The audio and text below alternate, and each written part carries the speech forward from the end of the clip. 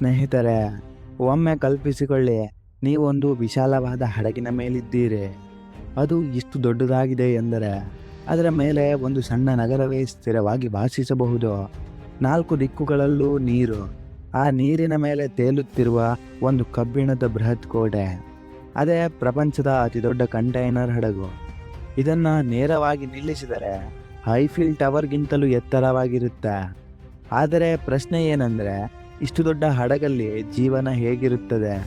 ಬೆಳಗ್ಗಿನ ದಿನಪತ್ರಿಕೆಯನ್ನು ಇವರು ಓದ್ತಾರಾ, ಅಥವಾ ಅಲೆಗಳೊಂದಿಗೆ, ಬಿರುಗಾಳಿಗಳೊಂದಿಗೆ, ಅಪಾಯಕಾರಿ ಏಕಾಂತದೊಂದಿಗೆ ಹೋರಾಟ ನಡೆಯುತ್ತಾ? ನಿಮ್ಮ ಮೊಬೈಲ್ನಿಂದ ಹಿಡಿದು ಟಿ ಶರ್ಟ್ನವರೆಗೂ ಎಲ್ಲವೂ ಈ ಕಂಟೈನರ್ ಹಡಗುಗಳ ಮೂಲಕವೇ ಬರುತ್ತದೆ. ಆದರೆ ಅಲ್ಲಿ ಕೆಲಸ ಮಾಡುವ ನಾವಿಕರ ಜೀವನ ಹೇಗಿರುತ್ತದೆ?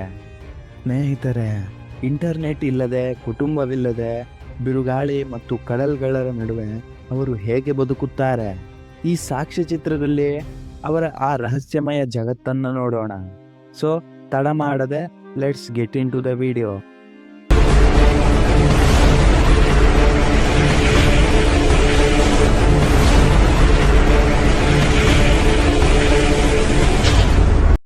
ಸ್ನೇಹಿತರೆ, ಈ ಕಂಟೈನರ್ ಹಡಗಿನ ಬಗ್ಗೆ ಮಾತನಾಡೋಣ. ಇದು ಪ್ರಪಂಚದ ಅತಿ ದೊಡ್ಡ ಕಂಟೈನರ್ ಶಿಪ್. ಇದರ ಹೆಸರು ಎವರ್ ಏವ್ಸ್. ಇದು ಸುಮಾರು 400 ಮೀಟರ್ ಉದ್ದವಿರುತ್ತದೆ. ಇದನ್ನು ನೇರವಾಗಿ ನಿಲ್ಲಿಸಿದರೆ ಎಂಪೈರ್ ಸ್ಟೇಟ್ ಬಿಲ್ಡಿಂಗ್ಗಿಂತಲೂ ಎತ್ತರವಾಗಿ ಕಾಣುತ್ತದೆ. ಇದರಲ್ಲಿ 23,992 ಕಂಟೈನರ್ಗಳನ್ನು ಇಡುವ ಸಾಮರ್ಥ್ಯವಿದೆ.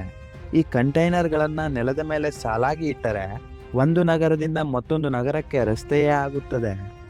ಇಷ್ಟೊಂದು ಬೃಹತ್ ಹಡಗನ್ನು ಯಾರು ನಡೆಸುತ್ತಾರೆ? 500 ಜನರ ತಂಡವೇನಾದರೂ ಇರುತ್ತಾ? ಖಂಡಿತ ಇಲ್ಲ ಸ್ನೇಹಿತರೆ.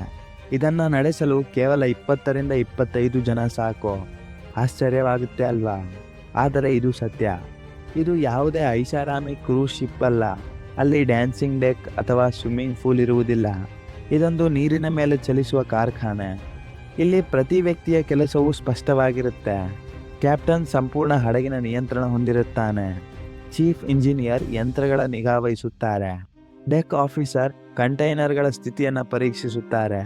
ಕುಕ್ ಇಡೀ ತಂಡದ ಹೊಟ್ಟೆ ತುಂಬಿಸುತ್ತಾರೆ. ಬೆಳಗ್ಗೆ 6 ಗಂಟೆಯಿಂದ ಕೆಲಸ ಪ್ರಾರಂಭವಾಗುತ್ತದೆ. ಇಂಜಿನ್ ಚೆಕ್, ಕಂಟೈನರ್ ಲೋಡಿಂಗ್ ವರದಿ, ಹವಾಮಾನ ಎಚ್ಚರಿಕೆ ಮತ್ತು ಮಾರ್ಗದ ಪ್ಲಾನಿಂಗ್ ನಡೆಯುತ್ತದೆ. ಇಲ್ಲಿನ ಅತಿ ದೊಡ್ಡ ತಲೆನೋವು ಅಂದರೆ ಲೋಡ್ ಬ್ಯಾಲೆನ್ಸ್.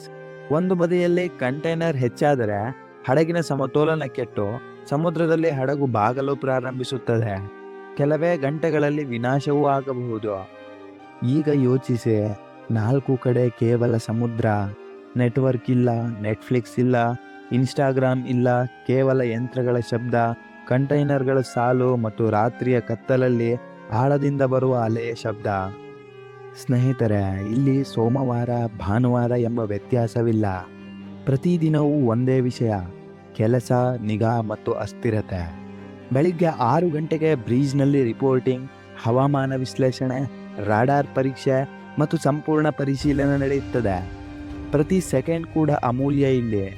ಕೆಲವೊಮ್ಮೆ ವಾರಗಳ ಕಾಲ ರಜೆ ಇಲ್ಲದೆ 12 ಗಂಟೆಗಳ ಕಾಲ ನಿರಂತರ ಕೆಲಸ ಮಾಡಬೇಕಾಗುತ್ತದೆ. ಜನರು ಇಷ್ಟು ದಿನಗಳ ಕಾಲ ಏಕಾಂತದಲ್ಲಿ ಹೇಗೆ ಇರುತ್ತಾರೆ? ಅನೇಕ ನಾವಿಕರು 6 ತಿಂಗಳವರೆಗೆ ತಮ್ಮ ಕುಟುಂಬವನ್ನು ನೋಡಲಾರರು. ವಿಡಿಯೋ ಕಾಲ್ ಮರೆತು ಬಿಡಿ. ಸಮುದ್ರದ ಮಧ್ಯೆ ಇಂಟರ್ನೆಟ್ ಸಿಗ್ನಲ್ ಕೂಡ ಬರುವುದಿಲ್ಲ. ಇಲ್ಲಿನ ಅತ್ಯಂತ ಅಪಾಯಕಾರಿ ವಿಷಯ ಅಂದರೆ ಮಾನಸಿಕ ಒತ್ತಡ. ಅಸ್ವಸ್ಥರಾದರೆ ಆಸ್ಪತ್ರೆ ಇರುವುದಿಲ್ಲ. ಆಗ ಇಂಜಿನಿಯರ್ ಅಥವಾ ಕ್ಯಾಪ್ಟನ್ ವೈದ್ಯರಾಗುತ್ತಾರೆ. ಒಬ್ಬ ನಾವಿಕ ಹೇಳಿದಂತೆ, ನಮ್ಮ ಹೃದಯ ಸಮುದ್ರದಲ್ಲಿದೆ, ಆದರೆ ಆತ್ಮ ಮನೆಗಳಲ್ಲಿ ಸಿಲುಕಿಕೊಂಡಿದೆ. 20 ಅಡಿ ಎತ್ತರದ ಅಲೆಗಳ ನಡುವೆ ಹಡಗು ಅಲಗಾಡುತ್ತಿರುವಾಗ ಕಂಟೈನರ್ಗಳ ಪರೀಕ್ಷೆ ಮಾಡುವುದು ಅಸಾಮಾನ್ಯ ಸಾಹಸ. ಈ ಸಮಯದಲ್ಲೇ ಅತ್ಯಂತ ಭಯಾನಕ ಪರಿಸ್ಥಿತಿ ಬರುತ್ತದೆ.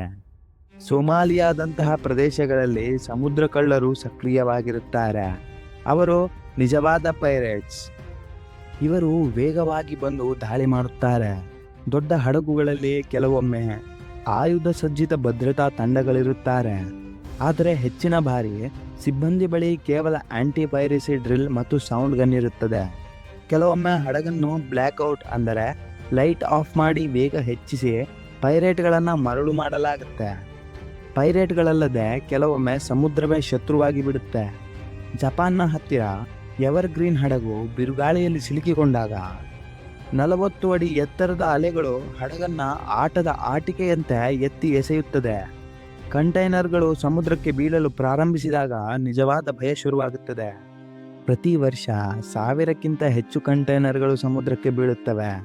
ಅದರಲ್ಲಿ ಎಲೆಕ್ಟ್ರಾನಿಕ್ಸ್, ಕಾರುಗಳು, ಕೆಮಿಕಲ್ ಇರುತ್ತವೆ. ಇವು ಅಪಾಯಕಾರಿ ಅನಿಲವಿದ್ದರೆ ಹಡಗಿಗೆ ಜೀವಾಘಾತವಾಗಬಹುದು. ಸ್ನೇಹಿತರೆ, ಇನ್ನು ಕೊನೆಯದು ಮರಣದ ನೆರಳಲ್ಲಿ ಜೀವನ. ಹಡಗಿನ ಮಧ್ಯದಲ್ಲಿ ಸ್ಫೋಟವಾದರೆ ಅಥವಾ ಇಂಜಿನ್ ನಿಂತರೆ ಏನು ಮಾಡಬೇಕು? ಇಂಜಿನಿಯರ್ ಕೆಳಗೆ ಇಂಜಿನ್ ರೂಮ್ಗೆ ಹೋಗಬೇಕು. ಅಲ್ಲಿಯ ತಾಪಮಾನ 50 ಡಿಗ್ರಿ ಸೆಲ್ಸಿಯಸ್ ಇರುತ್ತದೆ. AC ಇಲ್ಲ, ಬಿಸಿ ಹೊಗೆ ಮತ್ತು ಅಪಾಯ ಮಾತ್ರ ಇರ್ತದೆ. ಆದರೆ ಇದೇ ಜೀವನದ ಸತ್ಯ. ಪ್ರತಿದಿನ ಮರಳದ ನೆರಳಲ್ಲಿ ಕೆಲಸ ನಡೆಯುತ್ತದೆ. ಸ್ನೇಹಿತರೆ, ನೀವು ವಾರಗಳ ಕಾಲ ಕುಟುಂಬದಿಂದ ದೂರವಾಗಿ ಪ್ರಪಂಚಕ್ಕೆ ಸಾಮಗ್ರಿ ತಲುಪಿಸುವ ಈ ಕೆಲಸ ಮಾಡಬಲ್ಲಿರಾ? ಹೌದು ಅಂದರೆ ನಿಮ್ಮಲ್ಲಿ ನಿಜವಾದ ನಾವಿಕನ ಜೀವನೋತ್ಸಾಹ ಇದೆ. ಒಂದು ಕಂಟೈನರ್ ಶಿಪ್ನ ಹಿಂದೆ ಇಷ್ಟೊಂದು ಕೆಲಸವಿರುತ್ತದೆ ಎಂದು ನೋಡಿದ್ರಲ್ಲ. ಸೊ ಇದಾಗಿತ್ತು ಇವತ್ತಿನ ಮಾಹಿತಿ. ಮಾಹಿತಿ ಇಷ್ಟ ಆಗಿದ್ರೆ ಲೈಕ್ ಮಾಡಿ, ನಿಮ್ಮ ಅನಿಸಿಕೆ ಅಭಿಪ್ರಾಯವನ್ನು ಕಾಮೆಂಟ್ ಮಾಡಿ, ಹಾಗೆ ನಿಮ್ಮ ಸ್ನೇಹಿತರೊಡನೆ ಶೇರ್ ಮಾಡಿ. ನೀವೇನಾದರೂ ಇದೇ ಮೊದಲನೇ ಬಾರಿಗೆ ನನ್ನ ಚಾನಲ್ಗೆ ಬಂದರೆ ತಪ್ಪದೇ ಸಬ್ಸ್ಕ್ರೈಬ್ ಮಾಡಿ. ಧನ್ಯವಾದಗಳು. ಮುಂದಿನ ವರದಿಯೊಂದಿಗೆ ಮತ್ತೆ ಸಿಗೋಣ.